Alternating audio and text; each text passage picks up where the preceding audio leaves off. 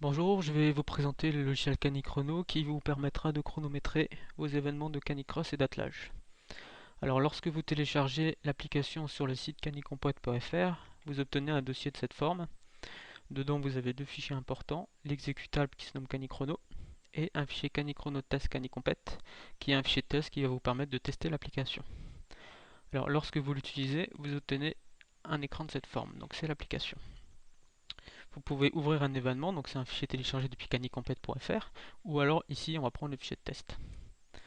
Je le charge, voilà. Donc j'obtiens à gauche la liste des épreuves. Donc ici j'ai du 2 chiens, du cani-VTT, canicross enfant 2, canicross enfant 1. Donc si on regarde l'attelage de chiens, j'ai trois sous-onglets. Le premier c'est la liste des inscrits. Donc là j'ai tous les détails, dossard, nom de famille, prénom, hop, adresse, les chiens, le chien 1 et le chien 2. Si on a qu'un, on en a un, si on en a 4, on en a 4. Donc je peux par exemple modifier, disons que Henri ça s'écrit en fait avec un I, donc je vais pouvoir sur place lors de la course sans avoir besoin d'internet pouvoir mettre à jour ma liste. Je peux aussi changer sa date de naissance, hop, 1960, on verra que la catégorie sera automatiquement mise à jour. Je peux mettre à jour le fait qu'il est réglé ou non, le fait qu'il ait un certificat ou qu'il ait une fédé. Ce qui permet vraiment de valider l'inscription sur place lors du retrait du dossard par exemple. Donc si on regarde mes courses, j'en ai deux ici. Donc j'en ai une le samedi, une le dimanche. Donc je vais ouvrir le samedi.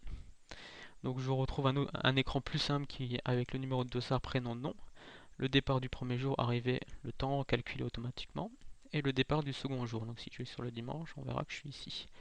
Donc c'est en rouge parce que la donnée qui est dans la cellule est non valide. Donc si je retourne sur mon premier jour, je vais donc initialiser mes départs. Je vais cliquer sur le bouton. Donc disons que je commence à 9 heures. Un départ groupé, ça fera que tout le monde partira à 9 heures. Donc nous, on va faire différemment. On va faire un départ toutes les 30 secondes avec des départs par deux. Voilà, donc ça a été initialisé. 9h, 9h30 secondes, 9h01, 9h01 30. Disons maintenant que je veux changer un départ parce que la personne est par exemple en retard. Donc je vais double-cliquer sur la cellule et le changer. On va finalement mettre que lui il va partir à 9h et 2 minutes. Voilà. Je peux alors cliquer sur la colonne pour la réordonner. Donc 9h, hop. Maintenant, je vais imprimer ma liste des départs pour pouvoir l'afficher. Donc, pour cela, je vais faire imprimer et je vais choisir ce que je veux imprimer. Donc, le total final ne m'intéresse pas. Le samedi, ça m'intéresse. Le dimanche, non. Et je vais trier ma liste selon les heures de départ du samedi. Donc ici, je vais générer un fichier PDF pour pouvoir vous le montrer. Je vais l'ouvrir. Le voilà. Donc mon fichier, j'ai prénom, nom, avec les chiens. Donc ici j'ai deux chiens parce qu'en fait il y en a deux, donc on n'affiche pas les noms, on met juste le nombre. Et ici j'en avais à chaque fois un, donc je mets le nom. On peut voir que celui-là il est en catégorie nordique. Et j'ai mon départ, 9h, 9h30, 9h01, 9h02 minutes. Donc c'est maintenant, ça c'est le tableau qu'on peut afficher pour que les gens sachent à quelle heure ils doivent partir. Donc maintenant, disons que les premiers départs ont lieu, je suis à ma ligne d'arrivée, le premier chien va arriver, donc tout va se passer à droite.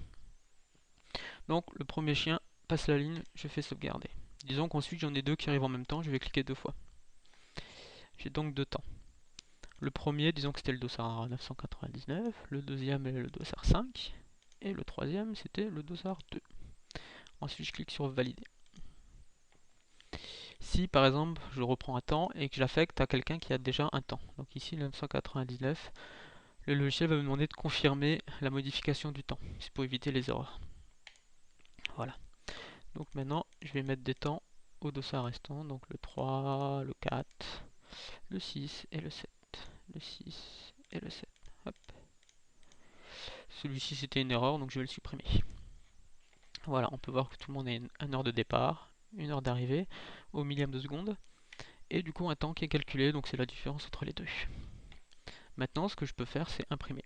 Donc je vais imprimer. À nouveau, je vais prendre que le samedi. Cette fois-ci, par contre, je vais leur donner suivant le temps de course du samedi. Voilà, hop. Et le résultat, c'est ce tableau qui est celui donc affiché à la fin du premier jour. Donc on peut voir l'heure de départ, le temps et la position. Maintenant, on va démarrer le second jour, donc le dimanche. Je vais aller sur le dimanche. Donc je vais voir initialiser mes départs. Donc je vais initialiser mes départs suivant le temps d'arrivée du premier jour. Donc je vais trier par temps. Donc on met le plus faible en haut et le plus grand en bas. On initialise. Donc cette fois-ci, on va dire on commence à 10 heures. On fait un départ groupé, une personne toutes les 30 secondes. Voilà, donc 10h, 10h30, voilà. Ici, je peux à nouveau imprimer. Donc je peux dire, ah, cette fois-ci, ce qui m'intéresse, ça va être le dimanche. Et trier selon l'heure de départ du dimanche. Et afficher ensuite les départs. Donc, comme le jour précédent, on va calculer nos temps. Donc on va voir que quand on va l'affecter, on va avoir un temps, jour 2, et un total. Donc on va voir tous les affectés.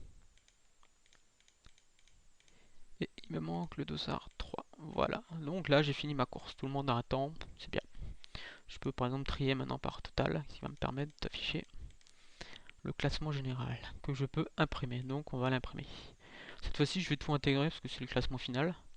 Et je vais leur donner suivant le total final.